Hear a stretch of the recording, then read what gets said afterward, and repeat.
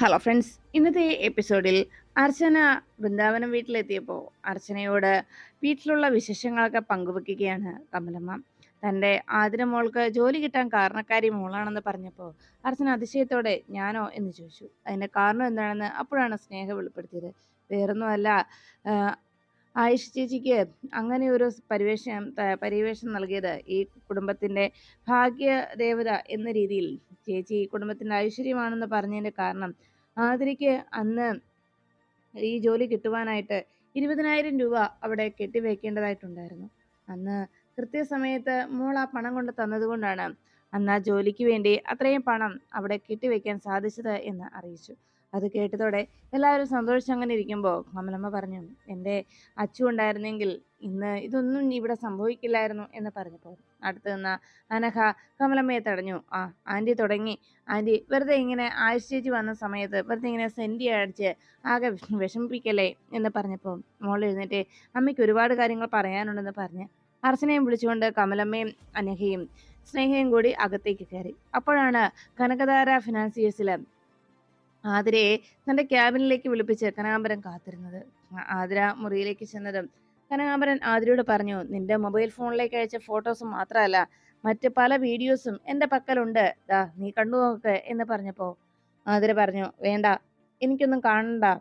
അപ്പോഴേക്കും കനകാംബരൻ പറഞ്ഞു, നിനക്ക് കാണെങ്കിൽ വേണ്ട, ഞാനിത് സോഷ്യൽ മീഡിയയിൽ അപ്ലോഡ് ചെയ്താൽ നിന്റെ നാട്ടുകാരും പിന്നെ നിന്റെ വീട്ടുകാരും ഇത് കാണും. അത് വേണോ? അതിനു മുൻപ് നീ നോക്കുന്നതല്ലേ നിനക്ക് നല്ലത്. അത് കേട്ടതും ആതിര ആകെ ടെൻഷനോടെ ആ മൊബൈൽ ഫോണിലേക്ക് നോക്കിയപ്പോൾ ആതിരയ്ക്ക് അന്ന് ഷൂട്ട് നടന്ന സമയത്തുണ്ടായിരുന്ന ഫോട്ടോസ് മാത്രമല്ല പല വീഡിയോസും തന്റെ പക്കലുണ്ട് എന്ന് കനകാംബരൻ ഓർമ്മപ്പെടുത്തി.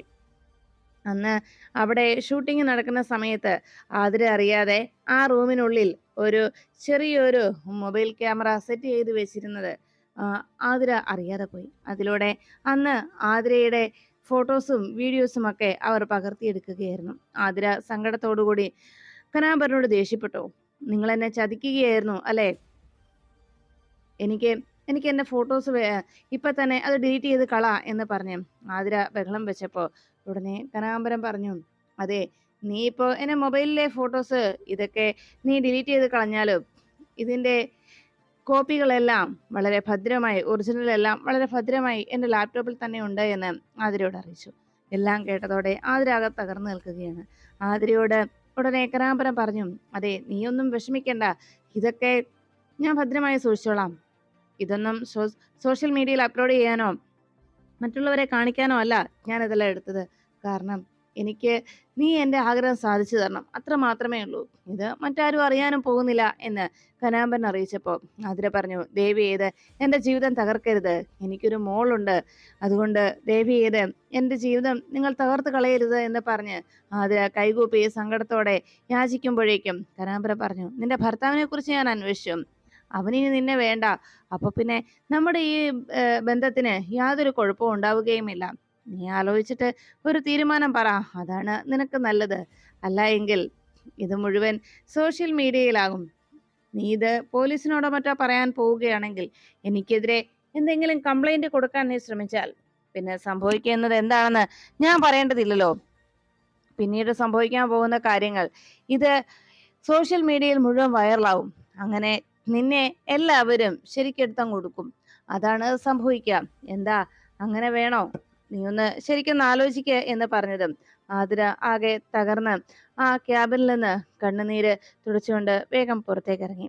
ആതിരയുടെ സങ്കടങ്ങളും ആതിരയുടെ വിഷമങ്ങളും താൻ ആരോട് പറയുമെന്ന വേദനയോടെ ആതിര പുറത്തേക്ക് പോകുമ്പോൾ കനകാംബരൻ പകയോടെ ആതിരയെ നോക്കിയിരുന്നു. തന്റെ വരുതിയിൽ അവളെ കൊണ്ടുവരിക തന്നെ ചെയ്യുമെന്നുള്ള അഹങ്കാരത്തിൽ ആ മൊബൈലിലേക്ക് നോക്കി പുഞ്ചിരിച്ചുകൊണ്ട് കനകാംബരൻ നിന്നു.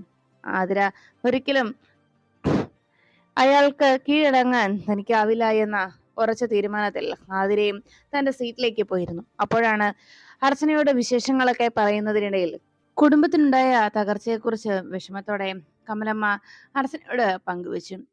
അർച്ചന വിശേഷങ്ങളൊക്കെ കേട്ടിരിക്കുന്നതിനിടയിൽ അർച്ചനയുടെ കുടുംബത്തെക്കുറിച്ചുമൊക്കെ അന്വേഷിച്ചപ്പോൾ കമലമ്മയോട് വീട്ടിൽ ആരൊക്കെയുണ്ടെന്ന് സ്നേഹയും കമലമ്മയും ചോദിച്ചപ്പോൾ വീട്ടിലെ അമ്മയും 3 അനുജത്തിമാരും പിന്നെ ഞാനും എൻ്റെ ഹസ്ബൻഡുമാണ് എന്ന് അർച്ചന അറിയിച്ചു.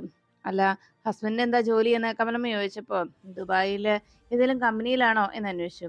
അല്ല, അവിടെ ഒരു ടാക്സി ടാക്സി ഏജന്റാണ് എന്ന് അറിയിച്ചു. ഓ, അപ്പോ ഇവിടുത്തെ സച്ചിയുടെ അതേ ജോലി തന്നെ എന്ന് പറഞ്ഞപ്പോ അർച്ചന മനസ്സിൽ പറഞ്ഞു, അതെ, ആ സച്ചി തന്നെയാ എന്റെ ഭർത്താവ് അമ്മേ എന്ന് മനസ്സിൽ അങ്ങനെ പറഞ്ഞുകൊണ്ട് അർച്ചന കമലമ്മയെ നോക്കിയപ്പോ വേദനയോടെ കമലമ്മ അവിടെ അപ്പോ അച്ഛൻ എന്നിങ്ങനെ ചോദിച്ചപ്പോഴേക്കും ഇവിടെ ഉണ്ടായിരുന്ന അച്ഛനെ സേതുമാധവനെയും ദയാനന്ദ മാഷിന്റെയും ആ ഫോട്ടോയിലേക്ക് കമലമ്മ നോക്കി. പെട്ടെന്ന് കമലമ്മയുടെ സങ്കടത്തോടെയുള്ള നോട്ടം കണ്ടപ്പോൾ അർച്ചനയും അവിടേക്ക് നോക്കിയപ്പോൾ ഭിത്തിയിൽ തൂക്കിയിട്ടിരിക്കുന്ന ആ 2 ചിത്രങ്ങൾ, പൂമാല അണിയിച്ചിട്ടിരിക്കുന്ന ആ ചിത്രങ്ങൾ കണ്ട് വല്ലാത്ത വേദന തോന്നി. ഉടനെ ആകെ സങ്കടത്തോടെ കമലമ്മ ആ ഒരു ഫോട്ടോയിൽ നോക്കി വിഷമത്തോടെ പറഞ്ഞു, ഇത് സേതുവേട്ടൻ, അപ്പുറത്തുള്ളത് എൻ്റെ മാഷ് ദയാനന്ദ മാഷ്. അപ്പോഴേക്കും വേദനയോടെ അർച്ചന അച്ഛൻ എന്ന് വിളിച്ചപ്പോൾ സ്നേഹയും കമലമ്മയും വല്ലാത്ത ഞെട്ടലോടെ നോക്കി. ഉടനെ അർച്ചന പറഞ്ഞു, അല്ല, ആതിരയുടെ അച്ഛൻ അല്ലേ? അതെ, എൻ്റെ മക്കളുടെ അച്ഛൻ എന്ന് കമലമ്മ മറുപടി നൽകി. അപ്പോഴാണ് സേതുമാധവനെ കുറിച്ച് സ്നേഹ പറഞ്ഞത് അച്ഛനായിരുന്നു ഞങ്ങളുടെ വെളിച്ചവും വഴികാട്ടിയും ഒക്കെ എന്ന് പറഞ്ഞപ്പോൾ കമലമ്മ പറഞ്ഞു, സേതുവേട്ടന് അച്ചു എന്ന് പറഞ്ഞാൽ സ്വന്തം മകളായിരുന്നു എന്ന് പറഞ്ഞപ്പോൾ സ്നേഹ പറഞ്ഞു, അതെ, അച്ഛൻ ഞങ്ങൾ മക്കളെക്കാൾ ഏറെ ഇഷ്ടപ്പെട്ടത് അർച്ചനയെടുത്തിയായിരുന്നു. അച്ഛന് ഏറ്റവും ഇഷ്ടമുള്ള മരുമകളും അർച്ചനയെടുത്തി തന്നെയായിരുന്നു എന്ന് സ്നേഹ പറഞ്ഞു. അപ്പോഴേക്കും കമലമ്മ പറഞ്ഞു, അതെ, എൻ്റെ അച്ചു സേതുവേട്ടനെ സ്നേഹിച്ചതും അച്ഛനായിട്ട് തന്നെയായിരുന്നു. അച്ഛൻ എന്ന സ്ഥാനം നൽകിയായിരുന്നു അവരുടെ രണ്ടുപേരുടെയും മനസ്സിൽ. അച്ഛനും മകളെയും പോലെയായിരുന്നു അവരുടെ പെരുമാറ്റം എന്നെല്ലാം കമലമ്മയും സ്നേഹയും വേദനയോടെ അറിയിച്ചു.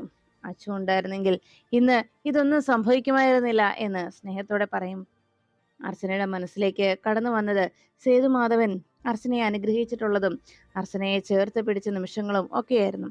അതെല്ലാം ഓർത്ത് കണ്ണുനീർ വാർത്ത് അർച്ചന അങ്ങനെ നിൽക്കുമ്പോഴാണ് പെട്ടെന്ന് അനഘ അവിടേക്ക് ചായയുമായിട്ട് എത്തിയത്. അനഘ ചായയും കൊണ്ട് നേരെ അരികിലേക്ക് വന്നത് ആ ടീപ്പോയിലേക്ക് വെച്ചപ്പോൾ അനഘ പറഞ്ഞു, അത് ശരി, ഇവിടെ നിന്ന് ആന്റി ആയിഷ ചേച്ചിയെ ഓരോന്ന് പഴയ കഥകൾ പറഞ്ഞ് ആകെ സെന്റിയാക്കോ അല്ലേ എന്ന് ചോദിച്ചു. പെട്ടെന്ന് കണ്ണുനീര് ആരും കാണാതിരിക്കാനായി കണ്ണുനീര് തുടച്ച് അർച്ചന വേഗം നോക്കിയപ്പോഴേക്കും കമലമ്മ പറഞ്ഞു, ദാ മോള് ചായ കുടിക്കേ. അപ്പോഴാണ് അർച്ചന ആലോചിച്ചത്, ദൈവമേ, ചായ കുടിക്കാൻ നിന്നാൽ അത് ശരിയാവുമല്ലോ, എൻ്റെ മുഖം ഇവർ കാണുമല്ലോ എന്നതായിരുന്നു അർച്ചനയുടെ ചിന്ത. അർച്ചന പറഞ്ഞു, അയ്യോ, ഈ സമയത്ത് ഞാൻ അങ്ങനെ കാപ്പിയോ ചായയൊന്നും കുടിക്കാറില്ല എന്ന് പറഞ്ഞപ്പോൾ, എന്നാൽ ഞങ്ങൾ തണുത്ത വെള്ളം എടുക്കട്ടെ എന്ന് ചോദിച്ചു. അയ്യോ, അതും വേണ്ട, എനിക്ക് തൊണ്ടയ്ക്ക് ചെറിയ വേദനയുണ്ട്, അതുകൊണ്ട് ഇപ്പൊ തണുത്തൊന്നും കഴിക്കുന്നില്ല, എന്നാ ഞാൻ ഇറങ്ങിക്കോട്ടെ, എനിക്കൊരല്പം ധൃതിയുണ്ട് എന്ന് പറഞ്ഞപ്പോൾ, അങ്ങനെ പോയാൽ പറ്റില്ല, ഇവിടെ വന്നിട്ട് ഒന്നും കഴിക്കാതെ പോകാനോ എന്നായിരുന്നു കമലമ്മയുടെ സങ്കടം. അപ്പോഴേക്കും അർച്ചന പറഞ്ഞു, അത് സാരയില്ല, ഞാൻ പിന്നീട് വരാമല്ലോ, എല്ലാവർക്കും ഒന്നിച്ചിരുന്ന് ഭക്ഷണമൊക്കെ കഴിക്കുകയും ചെയ്യാം, എന്നാ ഇപ്പൊ ഞാൻ ഇറങ്ങട്ടെ എന്ന് പറഞ്ഞ് അർച്ചന യാത്ര പറഞ്ഞ് ഇറങ്ങുന്നു. കുറച്ചുകൂടെ കഴിഞ്ഞിട്ടായിരുന്നെങ്കിൽ ഇവിടേക്ക് സച്ചി കൂടി വന്നേനെ, സച്ചി ഉച്ചയ്ക്ക് ഭക്ഷണം കഴിക്കാൻ വരുന്ന സമയമായി എന്ന് അവർ പരസ്പരം പറഞ്ഞു. അപ്പോഴേക്കും അർച്ചന അവിടുന്ന് ഇറങ്ങാൻ തുടങ്ങിയപ്പോൾ ആ ഫോട്ടോയിൽ കണ്ട സേതുമാധവനെയും ദയാനന്ദ മാഷിന്റെയും ചിത്രത്തിലേക്ക് അർച്ചന വേദനയോടെ ഒരിക്കൽ കൂടി നോക്കി. അങ്ങനെ വാതുക്കലേക്ക് എത്തിയതും കമലമ്മ പറഞ്ഞു, ഷോ മോള് ഇപ്പൊ തന്നെ ഇറങ്ങിക്കഴിഞ്ഞാ സച്ചി വരുമ്പോ കാണത്തില്ലല്ലോ, സച്ചി വരാറായിരുന്നു, ഒരു 5 മിനിറ്റ് കൂടെ നിന്നാ മതി എന്നൊക്കെ പറഞ്ഞപ്പോൾ അർച്ചന ആലോചിച്ചു, ദൈവമേ, സച്ചിയേട്ടൻ വന്നു കഴിഞ്ഞാൽ ആകെ കുഴപ്പാവും, എന്നെ പിടിച്ചാലോ, അതുകൊണ്ട് ഇപ്പൊ തന്നെ ഇറങ്ങാമെന്ന് വിചാരിച്ച് എന്നാ ശരിയെന്ന് പറഞ്ഞ് അർച്ചന യാത്ര പറഞ്ഞ് താഴേക്ക് ഇറങ്ങാൻ തുടങ്ങിയപ്പോഴേക്കും സച്ചി അവിടേക്ക് വന്നെത്തി. അതേ, സച്ചിയേട്ടൻ വന്നല്ലോ എന്ന് 3 പേരും അവിടെ നിന്ന് അനഘയും സ്നേഹയും സന്തോഷത്തോടുകൂടി പറഞ്ഞു. അപ്പോഴാണ് സച്ചി വേഗം വണ്ടിയിൽ നിന്ന് ഇറങ്ങിയിട്ട് നേരെ സിറ്റൗട്ടിലേക്ക് കയറി വന്നപ്പോ കമലമ്മ പറഞ്ഞു, എടാ മോനെ സച്ചി, നീ എന്താ ഇങ്ങനെ നോക്കുന്നത് എന്ന് ചോദിച്ചപ്പോഴേക്കും സ്നേഹ വേഗം അർച്ചനയുടെ അരികിലേക്ക് എന്നിട്ട് അർച്ചനയുടെ തോളി പിടിച്ചിട്ട് പറഞ്ഞു, ഏട്ടാ, ഇത് ആരാണെന്ന് മനസ്സിലായോ? ഇതാ ഏട്ടാ, ഏട്ടന്റെ കൂട്ടുകാരന്റെ വൈഫ് ആയിഷ ചേച്ചി എന്ന് പറഞ്ഞ് സ്നേഹ പരിചയപ്പെടുത്തി. ഉടനെ സച്ചി അതിശയത്തോടെ ഇങ്ങനെ അർച്ചനയുടെ കണ്ണിലേക്ക് തന്നെ നോക്കി നിൽക്കുകയാണ്. ഉടനെ കമലമ്മ ചോദിച്ചു, നീ എന്താടാ മോനെ ഇങ്ങനെ ആയിഷ മോളുടെ കണ്ണിലേക്ക് തന്നെ ഇങ്ങനെ നോക്കി നിൽക്കുന്നത് എന്ന് ചോദിച്ചപ്പോഴേക്കും, അതല്ല, എനിക്ക് അങ്ങോട്ട് മനസ്സിലായില്ല, അല്ല, എൻ്റെ കൂട്ടുകാരൻ്റെ വൈഫാണെന്നല്ലേ പറഞ്ഞത്, എനിക്ക് ഗൾഫിൽ കുറച്ച് കൂട്ടുകാരുണ്ട്, പക്ഷെ അവരാരും എനിക്ക് പണം തന്ന് സഹായിക്കാൻ പറ്റുന്ന ആളുകളല്ല, ഞാൻ അവർക്ക് അങ്ങോട്ട് കൊടുക്കാനുള്ളതാണ് കൂടുതലും. അല്ല, ഇതിപ്പം ആരാണെന്ന് എനിക്കങ്ങോട്ട് മനസ്സിലാവുന്നില്ല. ഈ ഫ്രണ്ടെന്ന് പറഞ്ഞാൽ എൻ്റെ കൂടെ സ്കൂളിൽ പഠിച്ചതാണോ? അതോ കോളേജിൽ പഠിച്ചതാണോ? എന്നൊക്കെ ചോദിച്ചപ്പോ അച്ഛനാകെ ടെൻഷനിലായി. ദൈവമേ! ഞാൻ പെട്ടല്ലോ. എന്താ ചെയ്യുക എന്ന് ആലോചിച്ചു. അപ്പോഴാണ് ശശിക്ക് ഓർമ്മ വന്നത്. അന്ന് കേസ് വാദിച്ചപ്പോ കോടതിയിൽ കേസ് നടന്ന ദിവസം അവിടെ വന്ന പർദ്ദയണിഞ്ഞ ആ സ്ത്രീയും ഈ ആയിഷ തന്നെയായിരുന്നു എന്നൊരു സംശയം ശശിയുടെ മനസ്സിലേക്ക് ഓടിയെത്തി. അർച്ചന അപ്പോഴേക്കും ആകെ ടെൻഷനിലായി. ഞാൻ ആരുടെ പേര് പറയും, ഏത് കൂട്ടുകാരനെ പറയുമെന്ന് ഓർത്ത് വല്ലാത്ത ടെൻഷനോടെ അർച്ചന നിന്നപ്പോ അന്ന് ശശിയും കുടുംബവും നെല്ലിശ്ശേരിയിൽ നിന്ന് ഇറക്കപ്പെട്ട ദിവസം അവർക്ക് അന്ന് അഭയമായി നൽകിയത് മാത്യൂസ് എന്നൊരു കൂട്ടുകാരന്റെ വീടായിരുന്നു. അതിനെക്കുറിച്ച് പെട്ടെന്ന് അർച്ചന ഓർമ്മിപ്പിച്ചു. പെട്ടെന്ന് അർച്ചന പറഞ്ഞു, അല്ല, അന്ന് നെല്ലിശ്ശേരിയിൽ നിന്ന് നിങ്ങളെല്ലാവരും പുറത്തായ സമയത്ത് അന്ന് വീട് തന്ന് സഹായിച്ച് ഒരു സുഹൃത്തില്ലേ, ഒന്ന് ആലോചിച്ച് നോക്ക്, ഓർത്തു നോക്കിക്കേ അങ്ങനെ ഒരു സുഹൃത്തിനെ കുറിച്ച് എന്ന് പറഞ്ഞപ്പോഴേക്കും സച്ചി പറഞ്ഞു, ആ അതെ, അത് മാത്യൂസിന്റെ വീടല്ലേ എന്നായിരുന്നു. മാത്യൂസ് ആയിരുന്നില്ലേ എന്ന് ചോദിച്ചപ്പോഴേക്കും ആ ആ മാത്യൂസ് തന്നെയാ എന്ന് സച്ചിയോട് അർച്ചന പറഞ്ഞു. മാത്യൂസ്, അല്ല, എനിക്കങ്ങോട്ട് ഡൈജസ്റ്റ് ആവുന്നില്ല. മാത്യൂസും ആയിഷയും എന്ന് സംശയത്തോടെ സച്ചി ചോദിച്ചപ്പോഴേക്കും അർച്ചന പറഞ്ഞു, അതെ, ഞങ്ങളുടേത് ഒരു ഇന്റർകാസ്റ്റ് മാരേജ് ആയിരുന്നു. അതാണ് ആരും അറിയാതെ പോയത്. ഉടനെ സച്ചി പറഞ്ഞു, വർഷങ്ങൾ കുറേയായി അവനുമായിട്ട് ഒരു കോണ്ടാക്ട്സും ഇല്ലാതായിട്ട്. എൻ്റെ കയ്യിൽ നിന്ന് അവന്റെ നമ്പരും പോയി എന്ന് സച്ചി സങ്കടത്തോടെ പറഞ്ഞു. അല്ല, പറ്റുമെങ്കിൽ ഇപ്പൊ അവനെ ഒന്ന് വിളിച്ചു തരുമോ, എനിക്ക് അവനോടൊന്ന് സംസാരിക്കാനാ എന്ന് സച്ചി പറഞ്ഞു. ഉടനെ അർച്ചന ആകെ ടെൻഷനോട് ചിന്തിച്ചു. ദൈവമേ, പെട്ടല്ലോ, ഞാൻ ആരെയും ഒന്ന് വിളിച്ചു കൊടുക്കുക എന്നാലോചിച്ച് വേഗം അർച്ചന കുറച്ചേരം ഒന്ന് ആലോചിച്ചു. അപ്പോഴേക്കും കമലമ്മ പറഞ്ഞു, അതേ മോളെ, ഒന്ന് വിളിച്ചു കൊടുക്ക്, അവര് കൂട്ടുകാരല്ലേ, അവര് പരിചയപ്പെടട്ടെ എന്ന് പറഞ്ഞപ്പോ അർച്ചന വേഗം ഫോൺ എടുത്ത് നമ്പർ ഡയൽ ചെയ്തു. എന്നിട്ട് കോൾ എടുക്കുന്നതിനെ കാത്തിക്കുമ്പോ അപ്പുറത്ത് രാജീവായിരുന്നു കോൾ അറ്റൻഡ് ചെയ്ത്. ഹലോ എന്ന് പറഞ്ഞതും ഉടനെ അർച്ചന പറഞ്ഞു, മാത്യൂസ് മാത്യൂസ് ഞാൻ സച്ചിയുടെ അടുത്താ എന്ന് പറഞ്ഞു. ഉടനെ പെട്ടെന്ന് രാജുവിന്റെ കാര്യം മനസ്സിലായി. അതെ, അന്ന് നെല്ലിശ്ശേരിയിൽ നിന്ന് പുറത്താക്കപ്പെട്ട സമയത്തെ നമ്മുടെ വീട്ടിലായിരുന്നില്ലേ അന്ന് ഇവർ താമസിച്ചത്. അക്കാര്യങ്ങളൊക്കെ ഞാൻ പറഞ്ഞു. അപ്പോഴാണ് മാത്യൂസിനെ ശശിക്ക് ഓർമ്മ വന്നത്. മാത്യൂസിന്റെ നമ്പർ കയ്യിൽ നിന്ന് പോയെന്നും അതുകൊണ്ട് സച്ചി മാത്യൂസിനോടൊന്ന് സംസാരിക്കണം എന്നാ പറഞ്ഞത്. ഉടനെ രാജീവ് ചോദിച്ചു, എന്താ അർച്ചന ഇങ്ങനെയൊക്കെ ഓരോ പ്രശ്നങ്ങൾ ചെന്ന് ചാടുമ്പോ നേരത്തെ ഒരു മുന്നറിയിപ്പെങ്കിലും തരണ്ടേ? സാരയില്ല, ഫോൺ കൊടുത്തോ, ഞാൻ ഇത് കൈകാര്യം ചെയ്തോളാം, അഡ്ജസ്റ്റ് ചെയ്തോളാം എന്ന് പറഞ്ഞു. ഉടനെ എന്നാ മാത്യൂസ്, ഞാൻ സച്ചിയിലേക്ക് കൊടുക്കാവേ എന്ന് പറഞ്ഞ് ഫോൺ വേഗം സച്ചിയുടെ കയ്യിലേക്ക് കൊടുത്തു. സച്ചി കോൾ എടുത്തിട്ട്, ഹലോ മാത്യൂസ്, സത്യത്തിൽ എൻ്റെ കയ്യിൽ നിന്ന് നമ്പർ പോയിരുന്നു, അതാ പിന്നീട് വിളിക്കാൻ പറ്റാതിരുന്നത്. ഏകദേശം ഇപ്പൊ ഒരു 10 വർഷത്തോളം ആയി എന്ന് പറഞ്ഞു. അപ്പോഴേക്കും രാജീവ് പറഞ്ഞു, അത് ശരിയാ സച്ചി, ഞാനും നിന്റെ നമ്പർ കിട്ടാതെ ആകെ ടെൻഷനായി പോയല്ലോ ഞങ്ങളുടെ.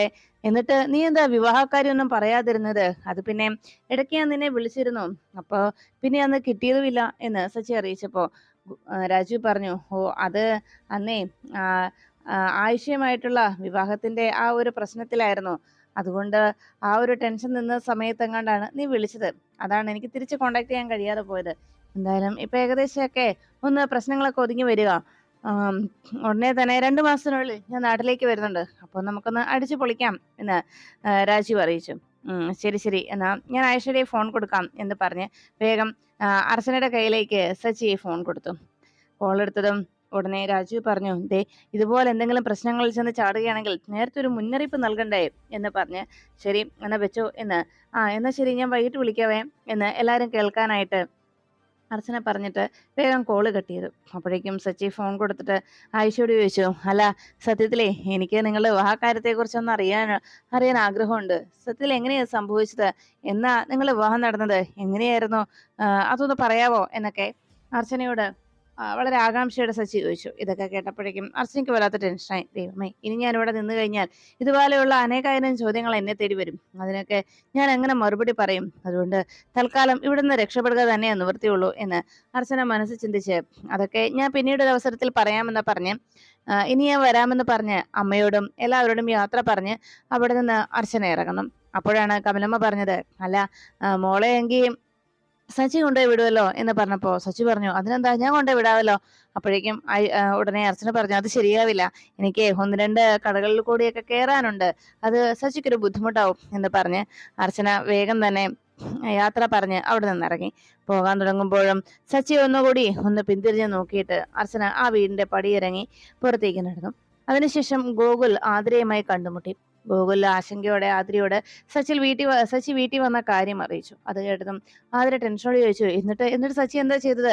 പ്രശ്നം ഉണ്ടാക്കിയോ എന്ന് ചോദിച്ചപ്പോഴേക്കും, ഇല്ല, അയാള് എത്രയും വേഗം അർച്ചനെ ഒരു ഡോക്ടറെ കൺസൾട്ട് ചെയ്യിക്കണമെന്നാണ് സച്ചിയുടെ ആവശ്യം എന്നറിയിച്ചു. അത് കേട്ടതും ആതിര പറഞ്ഞു, ഇതിനു മുൻപ് സച്ചി എന്നെ കാണാൻ വന്നിരുന്നു. എന്നോട് സച്ചി ഒരു കാര്യം ആവശ്യപ്പെടുകയും ചെയ്തു.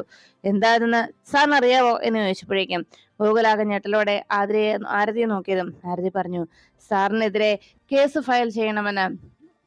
അർച്ചനയെ സച്ചിക്ക് വിട്ടുകിട്ടുന്നതിന് വേണ്ടി സാറിനെതിരെ കേസ് ഫയൽ ചെയ്യണം എന്നതായിരുന്നു സച്ചിയുടെ ആവശ്യമെന്നറിഞ്ഞപ്പോ ഞെട്ടലോടെ ഗോകുൽ ആരതിയെ നോക്കുന്നു.